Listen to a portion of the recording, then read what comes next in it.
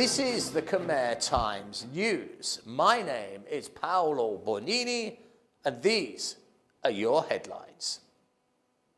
Russian sanctions are to be tightened, yet more good news as masks are slowly to be abolished, and a man kills his neighbour due to him using black magic to hurt his family. Firstly, more on our main story. New sanctions against Russia this week after Ukraine reported hundreds of civilians dead. Satellite imaging seems to confirm this, and it appears to show a timeline of bodies appearing on the streets prior to the Russian withdrawal. There are now also reports of the use of chemical weapons. It is these factors that have caused the United States and the United Kingdom to act. The outcry over war crimes caused the White House to unveil new measures targeting Russia's top banks, while Britain sanctioned both banks and financial institutions, and more importantly, vowed to eliminate all Russian oil and gas imports by the year end. Their actions followed the international outcry as Ukraine found hundreds of civilians executed, some with their hands bound behind their backs. None of them were wearing military uniforms. US President Joe Biden, describing the horrors, said, "Civilians executed in cold blood.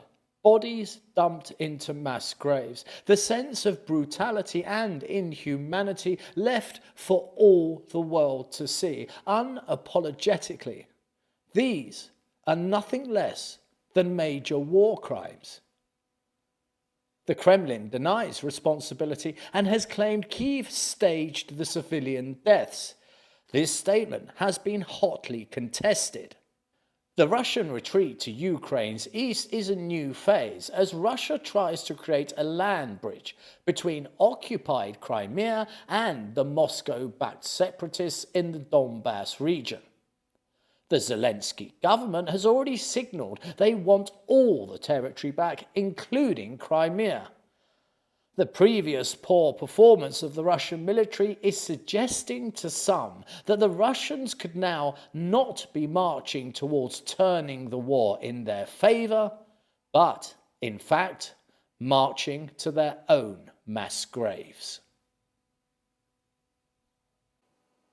The good news of last week is slowly bearing fruit, and that is, it is now planned that 4 provinces are to be told the wearing of masks in public is no longer compulsory.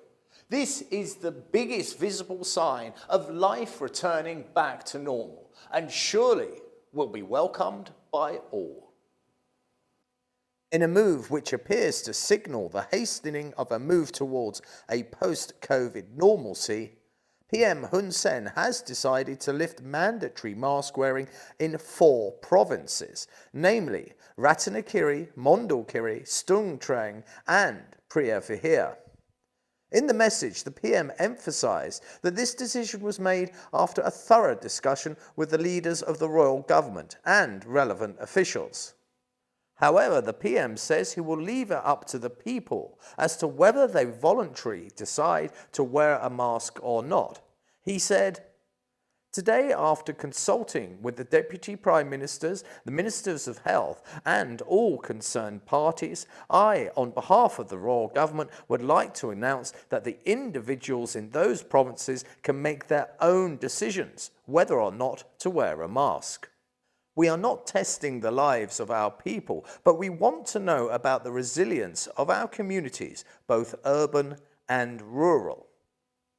Cambodia was the surprise leader in vaccinations within Asia, and now with free access at airports, the opening of the service industries, is this the final hurdle before we can walk again in a world that we left oh so long ago? Driving on the roads can be, on occasions, described as adventurous. The observation and consideration shown by some drivers can leave one utterly confused. Simply put, it can be exceedingly dangerous. I myself watched a teenage girl die by the side of the road only recently. The scenario was one that is oh so common. A vehicle driving too fast had caused carnage. The girl died, and the driver fled the scene. The New Year holiday is a cause for much merriment, but with the festive mood also comes the inevitable deaths on the road. And this year, the incidents of serious injuries and fatalities have been coming in thick and fast to the Khmer Times. 2 young men died this week after their motto was crushed by a truck, bringing the total deaths by traffic accidents to at least 5 in just 24 hours.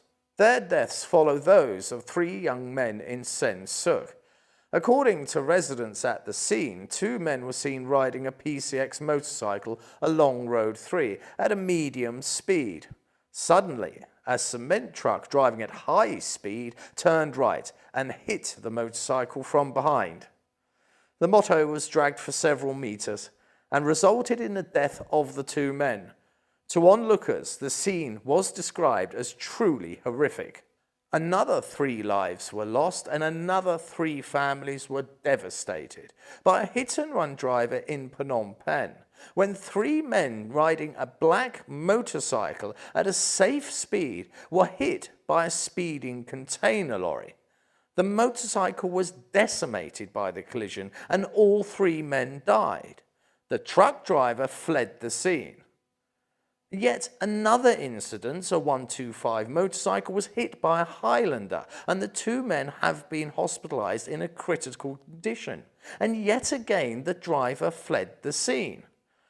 Some are now saying that anyone who ever leaves the scene of an accident and does not render aid to an injured party should be jailed automatically, as they had an opportunity to just maybe save a life.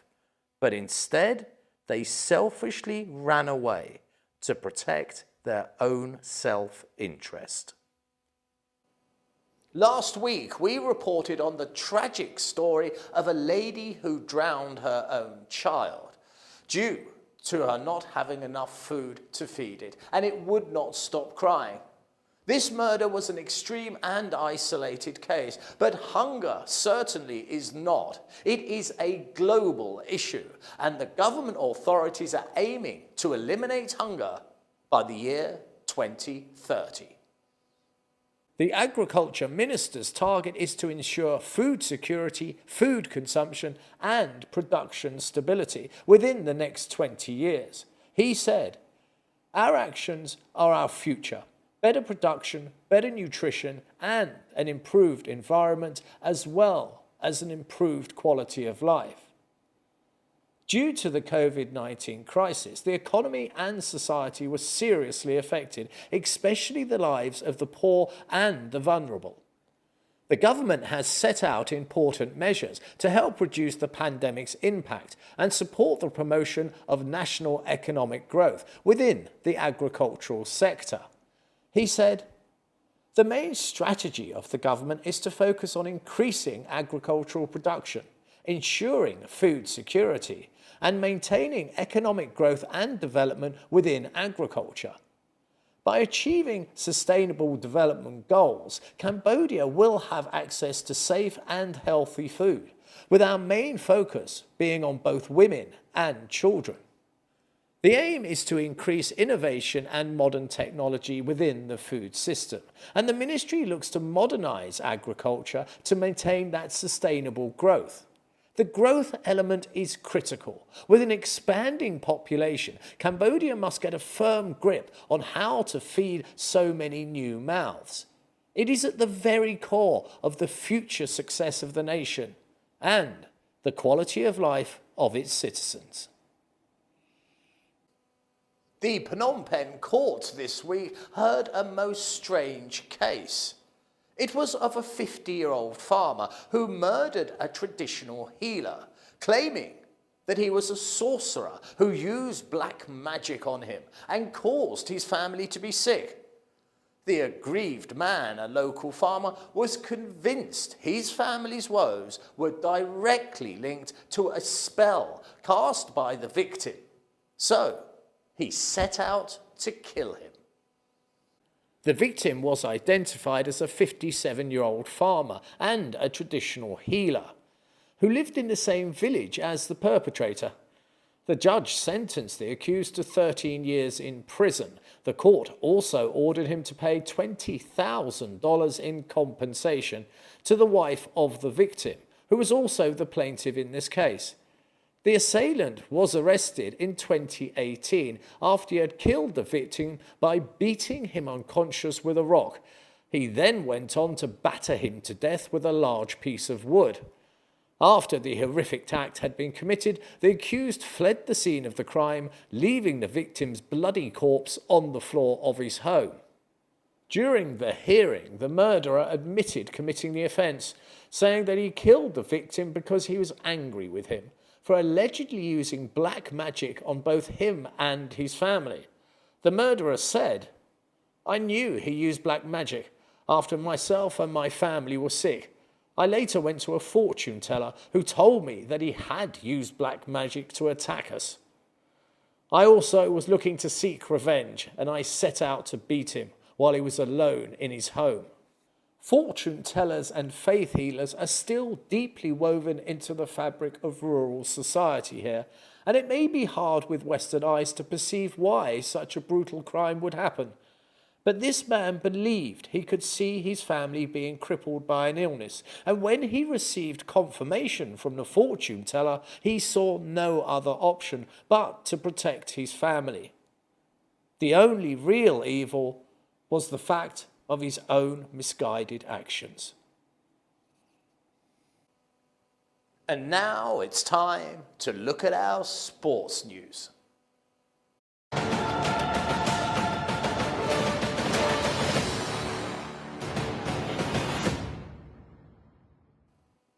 Tennis legend Boris Becker could be sent to prison after being found guilty on 4 charges under the Insolvency Act relating to his 2017 bankruptcy.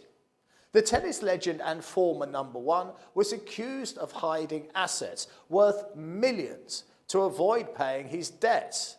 The 6-time Grand Slam champion transferred hundreds of thousands of pounds from his business account after his bankruptcy, and he failed to declare a property in Germany.